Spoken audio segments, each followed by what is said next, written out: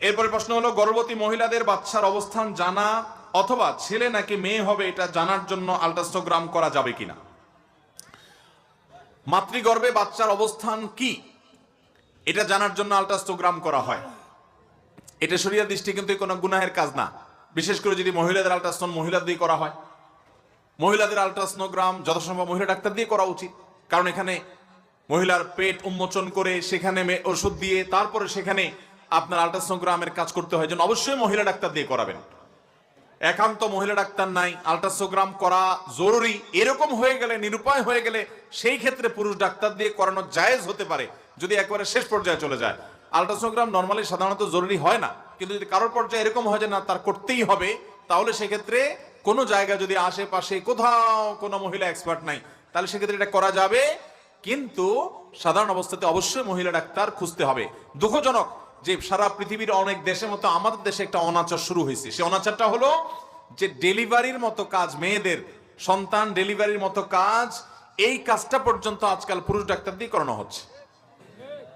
খুবই দুঃখজনক এবং খুব বেদনাদায়ক একটা ঘটনা যে একজন নারীর জীবনের এই ধরনের একটা সিচুয়েশন, এরকম জটিল একটা পরিস্থিতি, এই জায়গাটাতে বাংলাদেশের শত শত মহিলা ডাক্তার আছে, প্রয়োজনে আরো মেয়েদেরকে ডাক্তার বানাতে হবে।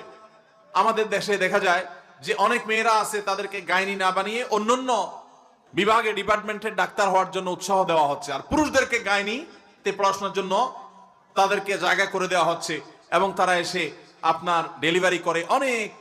অনেক মেডিকেলে, অনেক হাসপাতালে আজকাল এগুলো শুরু হয়ে গেছে। ইভেন আপনার সৌদি আরবের মতো দেশেও আমি চাক্ষুষ যে সেখানে পর্যন্ত এই অনাচার আছে। আমাদের দেশে অনাচার শুরু হয়ে গেছে। মেয়েদের ডেলিভারিটা মহিলা ডাক্তার দিয়ে করতে হবে, এবং পুরুষ ডাক্তারদেরকে গাইনি ডাক্তার বানানো যাবে না। এতটুকু সভ্যতা, এতটুকু ভদ্রতা বোঝার জন্য মুসলমান হওয়ার দরকার নেই, ন্যূনতম রুচিশীল মানুষ হলেই তার এটা বোঝার কথা। আল্লাহ তাআলা আমাদেরকে তৌফিক দান করুন। তাহলে গর্ভবতী মহিলার বাচ্চার অবস্থান জানার জন্য আল্ট্রাসোনোগ্রাম করলে সেটা গুনাহ হবে না। এরপরে প্রশ্ন হলো, কোরআন কারীম আল্লাহ তাআলা জানিয়েছেন কোরআনে কোনো সন্দেহ নেই, ভুল নেই, তবে সেজন্য আল্লাহ তাআলা গ্যারান্টি দিয়েছেন, তবে হাদিসের গ্যারান্টি কিভাবে বুঝবো? এটা কি হাদিসে দেওয়া আছে? ভাইরা আমার, নবী করিম সাল্লাল্লাহু আলাইহি সাল্লাম যে সমস্ত কথা বলেছেন, কাজ করেছেন, এগুলো সংরক্ষণ করেছেন মুহাদ্দিসগণ বিভিন্ন শাস্ত্রের মাধ্যমে। ওই যে হাদিস অস্বীকারী যে ভাইরা আছেন, প্রশ্নের সংখ্যা দেখে বোঝা যায় বিভিন্ন এলাকাতে এই জাতীয় ফিতনা প্রচুর পরিমাণে বেড়ে গেছে, এবং শুধু কোরআন অনুসরণ করবে, হাদিস মানবে না, এই স্লোগান শয়তানি স্লোগান, এটা কোনো মুসলমানের স্লোগান না। কারণ কোরআনে আল্লাহ তাআলা একটি জায়গা দেখাতে পারবেন না যে আল্লাহ বলেছেন তোমরা আল্লাহর কথা মানো শুধু, আর কারণ না। অথচ কোরআনে আপনি বিভিন্ন জায়গায় বাজায় দেখবেন আল্লাহ বলেছেন আতিউল্লাহ, এরপরে কি ওয়া আতিউর রাসূল।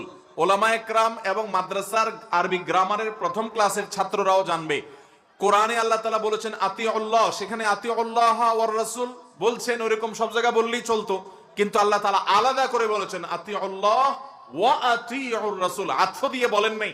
তার মানে আল্লাহ তাআলা বোঝাতে চেয়েছেন তোমরা আল্লাহর আনুগত্য করবে, এবং আল্লাহরই নির্দেশ যে তার রাসূলেরও আনুগত্য, এবং শুধু সেটাই নয়, আল্লাহ বলেছেন মাইয়াতির রাসূল ফাকাত আতা আল্লাহ, যে ব্যক্তি রাসূলের আনুগত্য করলো সে প্রকারান্তরে আল্লাহরই। বিধায় রাসূল আকরাম সাল্লাল্লাহু আলাইহি ওয়াসাল্লামের হাদিস অস্বীকার করার ফিতনা থেকে আল্লাহ আমাদের বেঁচে থাকার তৌফিক দান করুন। যিনি প্রশ্ন করেছেন যে কোরআনে তো আল্লাহ বলেছেন সন্দেহ নাই, তাহলে হাদিসের ব্যাপারে কি এটা বলা হয়েছে? আমার উত্তর হলো, এই জন্যই তো হাদিসের ক্ষেত্রে যেগুলো বিশুদ্ধভাবে প্রমাণিত সেগুলো আপনি গ্রহণ করবেন, যেগুলো দুর্বল সূত্রে প্রমাণিত মাসলা মাসাইল হালাল হারামের ক্ষেত্রে সেগুলো গ্রহণ করবেন না, যেগুলো জাল সূত্রে প্রমাণিত সেগুলো একেবারেই ছুঁড়ে ফেলে দিবেন, কোনোভাবে গ্রহণ করবেন না, কারণ সেখানে বিভিন্ন ক্যাটাগরি আছে। এবং হাদিসের শুদ্ধ অশুদ্ধ নিরূপণ করার জন্য হাদিস বিশারদরা যে সমস্ত কাজ করেছেন, আমি অনুরোধ করতে চাই যাদের সন্দেহ আছে, আল্লাহর ওয়াস্তে হাদিস সংকলনের ইতিহাস, হাদিস শাস্ত্র কিভাবে পৃথিবীতে ক্রমবিকাশ ঘটেছে এই সম্পর্কে আপনি একটু জানার চেষ্টা করেন। ইসলাম ফাউন্ডেশন থেকে একাধিক বই বের হয়েছে, আপনি সেগুলো পড়েন। বিশেষ করে রিজাল শাস্ত্র নামে একটা শাস্ত্র মুহাদ্দিসগণ প্রণয়ন করেছেন, লাখো মানুষের জীবনে সেখানে সংরক্ষণ করা হয়েছে।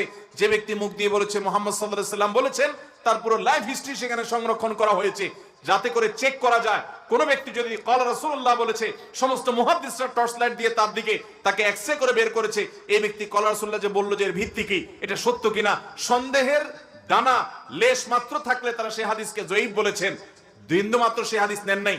একটা লোক বলতে গেলে ভুলে গেছে একটা কথা, ওই লোক হাদিস বর্ণনা করেছে, মুহাদ্দিসরা বলেছেন না তার ভুলা রোগ আছে, অতএব তার হাদিসের উপর আমরা ভরসা রাখতে পারি না, জয়ীফ সেখানে রেকমেন্ড করে দিয়েছেন।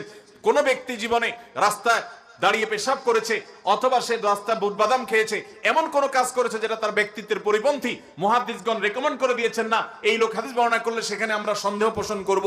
বিশুদ্ধ হাদিস যেগুলো দেখছেন এগুলো হলো এমন সব মানুষ দ্বারা যে সমাজের কোন মানুষ ওই ব্যক্তি মিথ্যা কথা বলতে পারে, কল্পনাও করতে পারে না।